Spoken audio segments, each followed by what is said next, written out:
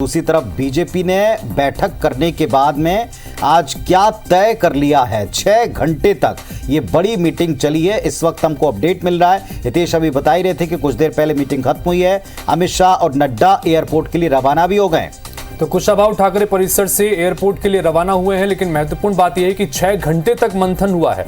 चूंकि भारतीय जनता पार्टी की दूसरी सूची का यहां पर इंतजार किया जा रहा है और यह माना जा रहा है कि आज इस दूसरी सूची में जिन उम्मीदवारों के नाम फाइनल किए गए हैं उस सूची को लेकर मंथन किया गया है। इसलिए मीटिंग लगभग 6 घंटे यहां पर चली है। केंद्रीय गृह मंत्री अमित शाह यहां पर पहुंचे थे। दूसरी तरफ भारतीय जनता पार्टी के राष्ट्रीय अध्यक्ष जेपी नड्डा भी मीटिंग में शामिल थे। बिल्कुल ठीक आप कह रहे हैं। तो 6 घंटे की मीटिंग से आखिर निकला क्या? दूसरी बात ये कि आज जिस सूची को फाइनल करना बताया ये अभी जारी होगी या सीईसी की मोहर के बाद ही जारी होगी, क्योंकि इसमें कई बार मुहूर्त की भी चर्चा चली है। हमारे सहयोगी हैं राजेश मिश्रा, इस वक्त हमारे साथ में अपडेट के साथ में जुड़ रहे हैं। सीधे हम उनका रुख करते हैं। राजेश जी बताएं, मीटिंग के मध्य में भी हमने आपसे पूछा था, अब बताएं दोनों नेता रवाना हो गए एयरपोर्ट और क्या तय कर गए?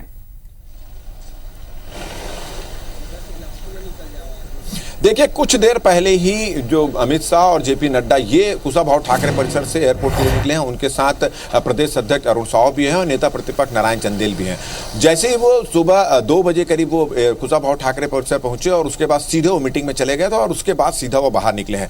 जो हमको जानकारी मिली, हालांकि अधिकृत रूप से इस मीटिंग के बारे में क्या हुआ, तय हुआ, इसके बारे में भारतीय जनता पार्टी का कोई भी नेता बताने के लिए तैयार नहीं है। मगर हमको जो जानकारी मिली उसमें यह पता चला है पुनीत कि जो भारतीय जनता पार्टी की दूसरी सूची जिसका इंतजार सभी को है, उस दूसरी सूची को लेकर जो मंथन होना था वो मंथन हो चुका है और इसको ये माना जा रहा है कि अंतिम मंथन था। और अब ये सूची दिल्ली भेजी जाएगी, जहां पर 1-2 दिन में केंद्रीय चुनाव समिति की जो बैठक होने वाली भारतीय जनता पार्टी की, उस बैठक के बाद इस सूची को जारी कर दिया जाएगा। तो ये एक महत्वपूर्ण बात है। इसके अलावा 2 परिवर्तन यात्राएं छत्तीसगढ़ में निकली थी, एक दंतेवाड़ा से, एक जसपुर से, जिसका समापन 30 तारीख को प्रधानमंत्री नरेंद्र मोदी की सभा के दौरान होगा। उसके लिए स्पेशल रूप से वो यहां पर आ रहे हैं। तो उसमें उस परिवर्तन यात्रा का क्या फीडबैक मिला उसको लेकर चर्चा। और इसके अलावा इस चुनाव में जो घोषणा पत्र है वो काफी महत्वपूर्ण मायने रखेगा, क्योंकि पिछली बार जो कांग्रेस की सरकार बनी थी उसमें घोषणा पत्र का काफी बड़ा योगदान था। तो उस घोषणा पत्र में क्या क्या मुद्दे हो सकते हैं, किस तरह से घोषणा पत्र होना चाहिए और किस चीजों को शामिल किया जा सकता है, इसको लेकर चर्चा हुई। इसके अलावा ठीक है राजेश जी, बहुत बहुत शुक्रिया इस तमाम जानकारी के लिए आपका। जाहिर तौर पर जिस तरह से राजेश जी ने इंफॉर्मेशन दी, 2 महत्वपूर्ण बात ये कि एक तो ये